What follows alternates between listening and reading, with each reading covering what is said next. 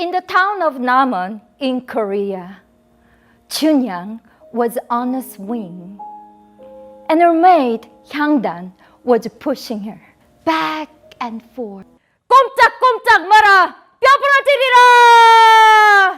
사공양 부르고 삼행수 부르고 위선고량을 신치 거우고 공원의 소리를 사러 감회의 자증하라. What you're hearing now is a genre of art performance called a Pansori Storytelling. It's a mixture of the traditional Korean genre of narrative singing called Pansori with Western style of storytelling, including performances in English. Today, for our holiday edition of Korea24, we've invited the pioneer of this form of folk art, Miss Kim Seung-ah, who is also an old friend of KBS World Radio. She'll be telling us more about her work, and she's joined me now in the studio. Ms. Kim, welcome. It's a pleasure to have you here on the show with us today. Thank you for inviting me again. Long time no see. So yes, as you mentioned, I understand you've been on KBS World Radio before. How long has it been now, and how have you been since then? Actually, I checked the date, and then it was September in 2012. Wow. So 8 years ago now. Yes. For myself and our listeners who might not be aware, though, can you tell us a little bit about yourself?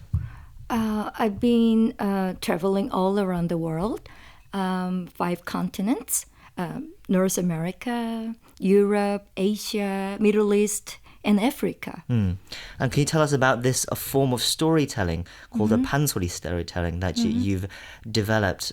What is it, and can you describe it for us? As a storyteller, I fell in love with the way Pansori stories were described and narrated. And then it was fascinating for Pansori singers to captivate their audience for 5 to 9 hours. So I studied about it, and then I realized that even to Korean people, it is very difficult to understand Pansori stories. So I retold it for the global audience to understand Pansori stories. At the same time, I performed with Pansori singers and traditional musicians so that my audience can appreciate the beauty of Korean Pansori and traditional music. How did you adapt it? How did you change it? For example, you said it was very long, so Yeah. I assume you must have made it shorter. What other changes did you want to bring to It was very challenging to shorten the story, that long story, into 1 hour, sometimes 1.5 an hour per format. But that's why it took me a long time to retell the story, to keep the essence and the integrity of the story. At the same time, it was a little bit difficult to collaborate with the Pansori singers because the way they do is just, they narrated the story, almost from the beginning until the end. Right. But I had to ask them could you please sing this part and this part and that part? My focus was on delivering our audience to taste different emotions. For example, sad song and romantic song and happy song. So I just focus on emotions. Right, and you have an experience with telling these kinds of stories as well, because I understand you used to be a teacher before. Yes, I used to be a teacher, but somehow, storytelling is a kind of, teacher, because I called it edutainment. Edutainment. Yeah, edutainment. Okay, let's listen to another one of your adaptations, because Pansori is not the only genre you have adapted. We have another clip of Kim Seung-ah's storytelling. Let's take a listen. The king and the queen will die on the same day, at the same time. I am the 7th princess. I am body. Please open the coffin. Open the lid of the coffin. I brought the magic water. It was a wonderful story. We couldn't take our eyes off. I loved the performance so much. So that was Ms. Kim Seung-ah performing Paddy, the Abandoned Princess, at an outdoor performance in Greece with some immediate reactions there from the audience. So can you tell us a little bit more about this particular performance? What is this story about Paddy, the Abandoned Princess about? This is Korean myth, and it is a story about Paddy, the princess, who was abandoned just because she was a girl. Her father, King Ogu, was so angry as soon as she was born, and she was abandoned. Luckily, she was found and raised by a nice old couple. Later on, her father and mother, the king and the queen, were very fell ill, and they became worse and worse.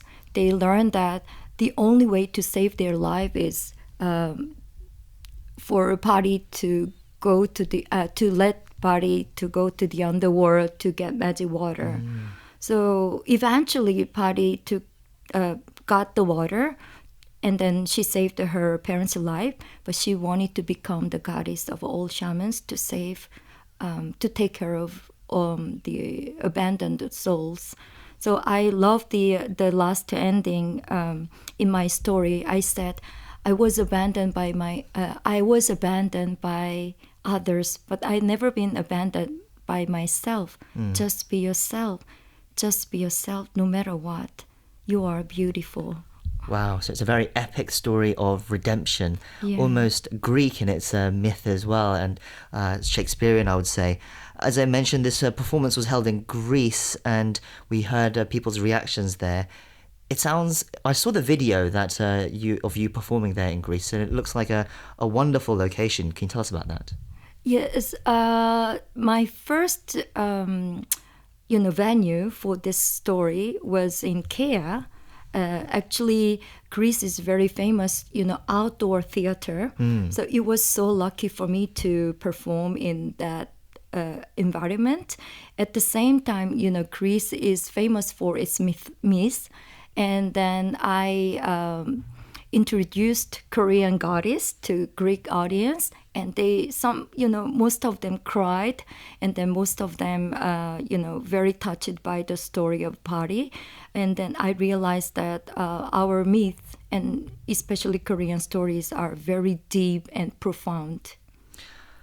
As we can see, your art has taken you around the world, holding these storytelling concerts. How does it feel to be performing this in front of an international audience and getting that kind of reaction where people are crying and they're connecting with these stories, which are very traditionally Korean, but at the same time universal? Yeah, actually, you know what? We are all human beings. And we cry, we laugh, we smile. We are all the same. So that's why storytelling always unites the people as one.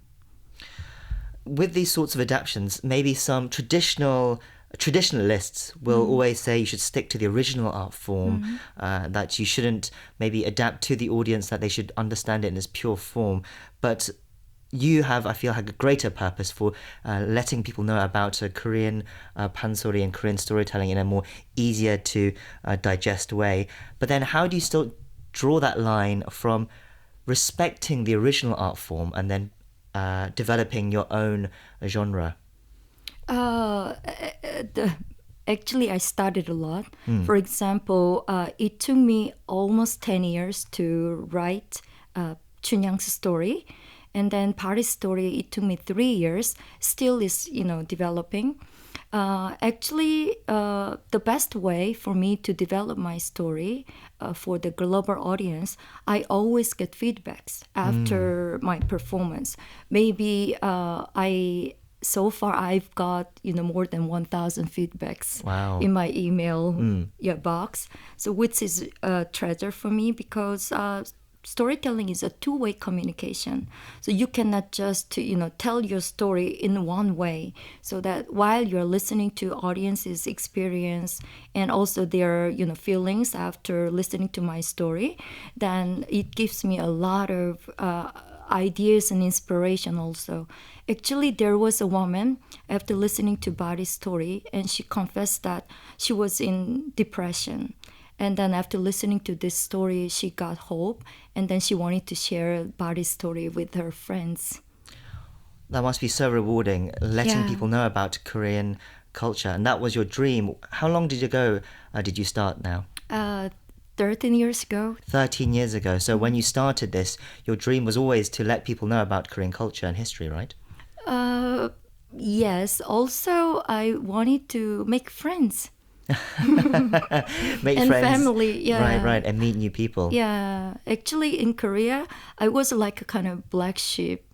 So I was not, appreciated by my family and my friends because I was a very creative person, and I liked to imagine, but people said, oh, Seung-ah, forget about it. You are like kind of dreamer, but I live in my dream actually. Sure. Yeah. You've been very successful. It's amazing to listen to your story. It's almost time for us to finish. I wanted to ask before you go, what are your plans down the road now? I imagine all the concerts abroad have been put on hold for now due to the coronavirus outbreak. But are you working on anything else? Actually, in this pandemic, storytelling is more important because Okay. people wanted to find themselves because we lost so many things, so many important things in our life. And then now I'm teaching storytelling through online, and I've been hosting storytelling sessions for mothers and students because they are so stressful now in the house. Right, because they have to spend so much time with their children, don't they? As well. So that with mothers, I asked them to bring a cup of tea, which they like, and then we started to share stories. So that's why I've been having more classes nowadays, and also I'm preparing for hosting online storytelling performance. And where can we find those online performances? www.arirangstorytelling.com. Well, it's been wonderful to have you on the show today, and I think it's amazing the work you're doing, spreading this kind of culture to the world. We've been talking to the Korean folk storyteller Kim Seung-ah. Thank you for coming in today. Thank you.